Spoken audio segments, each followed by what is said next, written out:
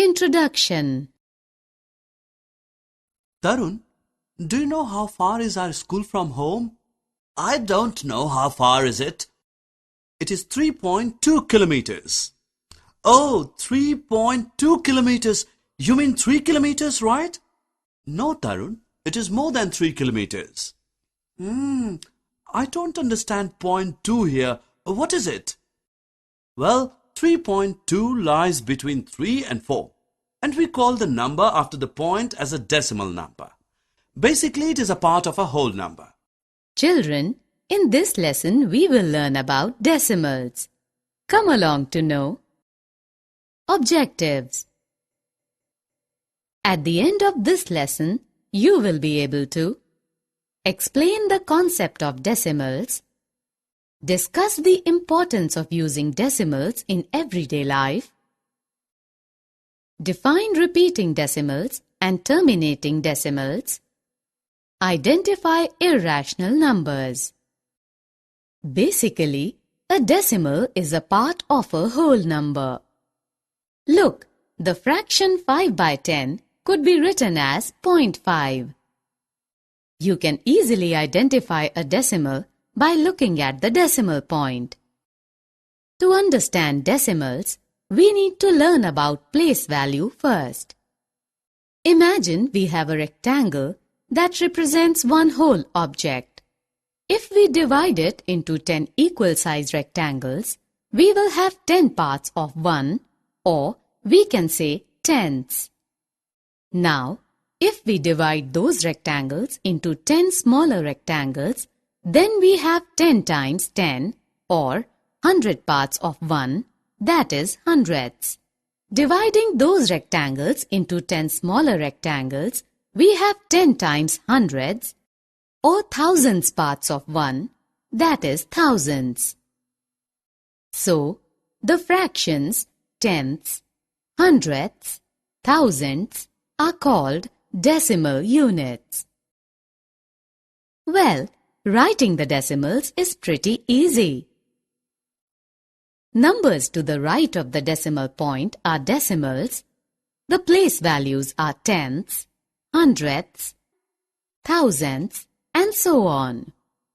Whereas numbers to the left of the decimal point are whole numbers. The place values are ones, tenths, hundredths, and so on. Therefore, we read this number as 64 and 86 hundredths. Do you know 1 rupee is just 1/100th of 100 rupee? Isn't it interesting?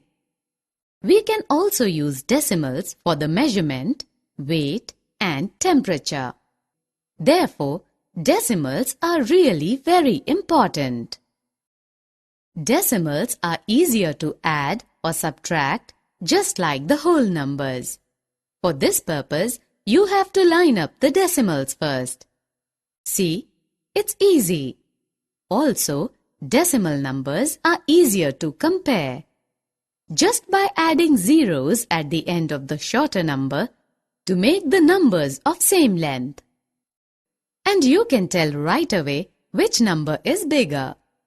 Remember, adding zeros to the right of the decimal does not change the value.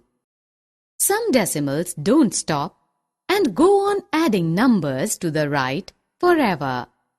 Look at the decimal numbers of the fraction 1 by 3. What did you notice? It starts with 0.33333 and just keeps on going on and on. So these decimals are termed as repeating decimals. You can round off the number after the 3/10 or 300, but it is more accurate to put a line over the last number. This line indicates that the number keeps on going. And the decimals that stop are called terminating decimals. Some decimals called irrational numbers don't end or repeat. A good example is pi, which is the ratio of circumference of the circle to its diameter. It begins with the number 3.14159 and keeps going on with no particular pattern into infinity.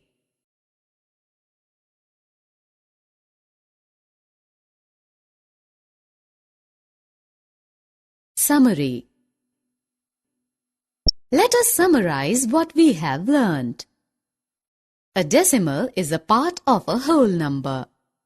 Numbers to the right of the decimal point are decimals, and the place values are tenths, hundredths, thousandths, and so on.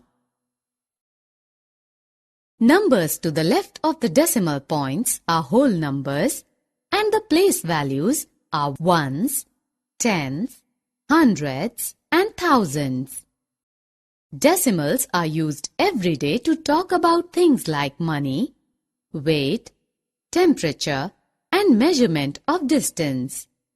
Decimals are added or subtracted by line up the decimal points. Some